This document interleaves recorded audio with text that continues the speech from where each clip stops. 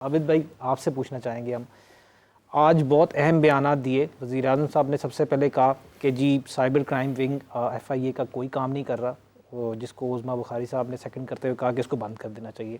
उसके बाद DG ISPR तर्जुमान पाक फ़ौज ने बड़ा अहम बयान दिया। उन्होंने कहा जी कि कानून जो है वो डिजिटल टेररिज्म के ऊपर कोई ख़ास काम नहीं कर रहा जिस तरह के होना चाहिए, और वही डिजिटल दहशतगर्दी बढ़ती जा रही है। सारे वही कंटेंट जो रियासत के ख़िलाफ़ हैं वो फैलते जा रहे हैं। इस हवाले से आप क्या कहेंगे? देखिए, जहाँ तक साइबर टेररिज्म का ताल्लुक है, ये बिल्कुल ठीक बात है कि जो लॉ है वो इनफेक्टिव है, इसमें कोई शक नहीं। अब लॉ कैसे इनफेक्टिव है, ये टेक्निकल सी बात है। मैं चूँकि बहुत सालों से इस फील्ड में प्रैक्टिस कर रहा हूँ in the courts of law, इसमें अगर सब 2-3 इंपॉर्टेंट चीज़ें हैं। जो साइबर टेररिज्म का सेक्शन 10 है वो ये कहता है कि साइबर टेररिज्म तब कमिट होगा जब उसके साथ सेक्शन 6, 7, 8 और 9 भी कमिट हुए होंगे। ठीक हो गया। अब सेक्शन 6, 7, 8, 9 जो है इनको ज़रा समझना होगा। मिसाल के तौर पे सेक्शन 6 है, वो कहता है कि unauthorised access to the critical infrastructure information system. सही। सेक्शन 8 है, वो कहता है unauthorised copying and transmission of a data ठीक। From a critical infrastructure information system. ठीक। अब क्रिटिकल इंफ्रास्ट्रक्चर इंफॉर्मेशन सिस्टम ये है कि मिसाल के तौर पे कोई एक बहुत बड़ा कौमी इदारा है जहाँ पे हमारे डाटा मौजूद हों या जहाँ पे हमारे से मुतल्लिक कोई इंफॉर्मेशन मौजूद हो, उसके सर्वर को अनऑथराइज एक्सेस कर लिया जाए इंफॉर्मेशन हासिल करने के लिए, और फिर एक्सेस करने के बाद जो अगला ऑफेंस कमिट किया जाए, या वो हो to create panic among the state, सही, to create fear among the public, सही, to create any sort of disturbance. सही, सही, सही, सही। अब प्रॉब्लम ये है कि लेट्स सपोज कि if somebody commits offence which creates a panic among the government, among the state, लेकिन ऑन द अदर हैंड उसने क्रिटिकल इंफॉर्मेशन स्ट्रक्चर को, इंफॉर्मेशन सिस्टम को एक्सेस नहीं किया अनऑथराइज्ड, तो साइबर टेररिज्म के तहत वो जुर्म नहीं हो पाएगा। अच्छा। Now this is the main loop hole in the law provided under section 10 of the prevention of electronic crimes act. ठीक हो गया। ये बिल्कुल ठीक बात है। देखिए, आप जब भी किसी चीज को के ऊपर गिरफ्त मजबूत करना चाहते हैं, या आप चाहते हैं कि वहां पे जो कार्रवाइयाँ हो रही हैं, मुल्क के खिलाफ हो रही हैं, लोगों के खिलाफ हो रही हैं, वो बंद की जाएं, तो आप वो कैसे कर सकते हैं जब लॉ मजबूत होगा। जब लॉ के अंदर, अब देखें ना, साइबर क्राइम एक्ट भी मौजूद है, डिजिटल टेररिज्म की डेफिनेशन भी आपके सामने मौजूद है। आपने बताया कि ये सारे सेक्शंस कमिट होंगे तो फिर जाके डिजिटल टेररिज्म बनेगा। अब दूसरी बात ये कि आपको इसमें कानून में कमी नज़र आती है, या फिर जो हमारे इन्वेस्टिगेशन डिपार्टमेंट्स हैं उनकी जो एक्सपर्टीज़ में कमी नज़र आती है कि वो इतने ट्रेंड नहीं है कि इन सारी चीज़ों को एक प्रॉपर केस जो है उसको डेवलप किया जाए और बियॉन्ड शेडो ऑफ डाउट किसी को जो है ना सज़ा तक पहुंचाया जाए। अगर सर देखें, प्रॉब्लम कहाँ पे है? प्रॉब्लम ये है कि ये जितनी हम ऐप्स को इस्तेमाल करते हैं, या जितनी सोशल मीडिया पॉपुलर साइट्स की मैं बात कर रहा हूँ, ये लोकल साइट्स नहीं है। ये तमाम उन ममालिक से ऑपरेट कर रही हैं जो कि फॉरेन ममालिक हैं। अब इन ममालिक के साथ you have to sign the mutual legal assistance treaties. ठीक। जब तक आप ट्रीटीज साइन नहीं करेंगे, आपको इनसे मालूमात आसानी से नहीं मिल सकती। In the past we have seen कि हमने सिटीजन प्रोटेक्शन रूल्स बनाए, हमने इन कंपनीज को कहा कि आप अपने ऑफिस को इस्लामाबाद के अंदर ओपन करें, ठीक, और वहां से हम आपसे डाटा रसाई का काम शुरू करेंगे, और आपने you have to provide us the data within 48 hours. सही। और remove the data within 48 hours. सही। प्रॉब्लम ये हुई कि किसी भी कंपनी ने अपना ऑफिस यहाँ पे नहीं ओपन किया। ठीक। देखें, जब तक आपके पास इमीडिएटली डाटा तक रसाई नहीं होगी, एविडेंस बनते ही खत्म हो जाएगा। सही। जब एविडेंस खत्म हो जाएगा तो एविडेंस कलेक्शन करना इन्वेस्टिगेटिंग इदारे के लिए मुश्किल हो जाएगा। ठीक। जब इन्वेस्टिगेशन, देखें मैं इसको ऐसे मिसाल देता हूँ कि एक आम क्राइम में और एक साइबर क्राइम में सिर्फ फर्क इतना है कि साइबर क्राइम में there is no crime scene. अब आम क्राइम को सबसे पहले कैसे प्रोटेक्ट किया जाता है? मिसाल के तौर पे यहाँ पे एक वाकया हो गया है, पुलिस आएगी, सबसे पहले इसको बंद करेगी, जगह को यहाँ पे बाहर एंट्री बंद कर दी जाएगी।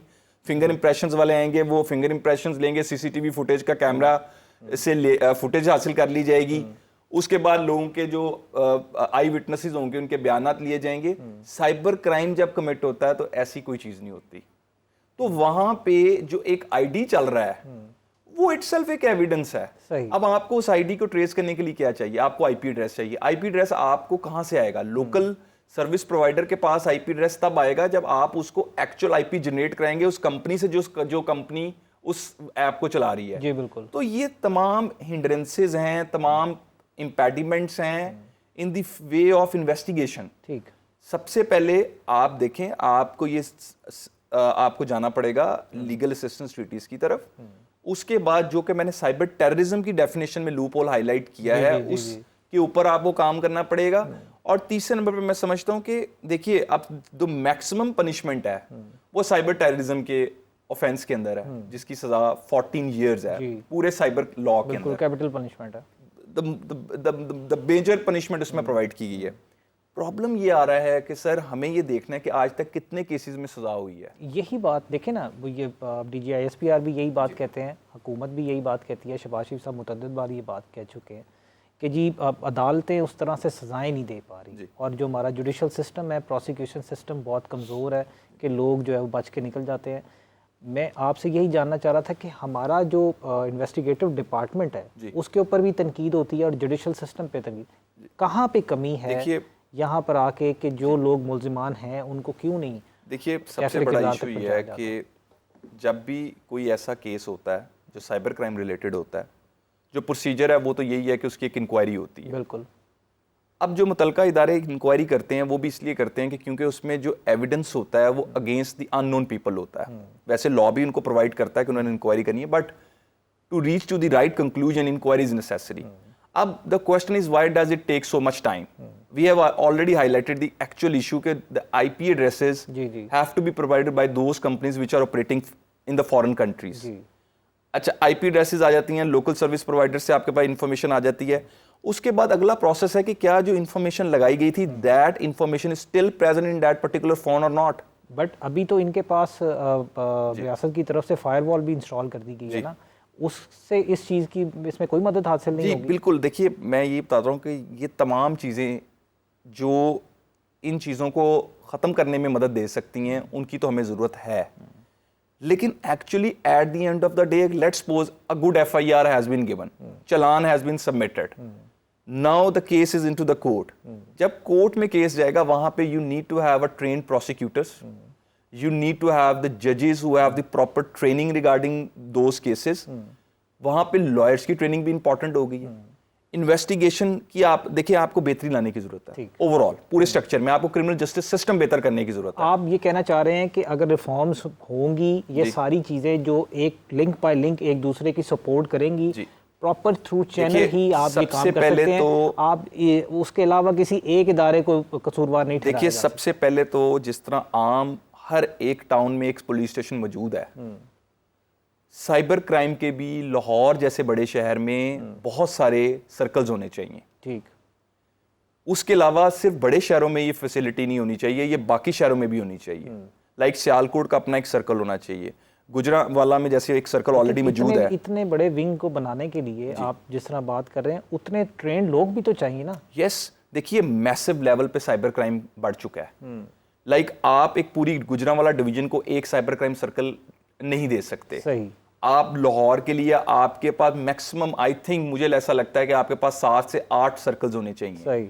देखिए, अगला स्टेप है hiring of the people who are trained in the IT। उसके लिए आपको अलहदा से मैं समझता हूँ ट्रेनिंग्स की जरूरत है। और ट्रेनिंग का जो अमल होता है ना, वो सिर्फ ये नहीं होता कि एक दफा आपने ट्रेनिंग दे दी, आपने हायर कर लिया, आपने उसको आगे कंटिन्यू करना है। ठीक। लेटेस्ट टेक्नोलॉजी आ गई है, अब आपने उसके मुताबिक लॉ को भी अमेंड करना है, आपने लोगों को भी ट्रेन करना है। ठीक। देखिए, पूरा आपका क्रिमिनल जस्टिस सिस्टम बेहतर होना चाहिए। आज के दौर में अगर हम ये कहें कि हमारी अदालतों में साल के एंड पे 3 या 4 सजाएं हो रही हैं, इट मींस कि the whole structure is not working. जुर्म नहीं रुक रहा।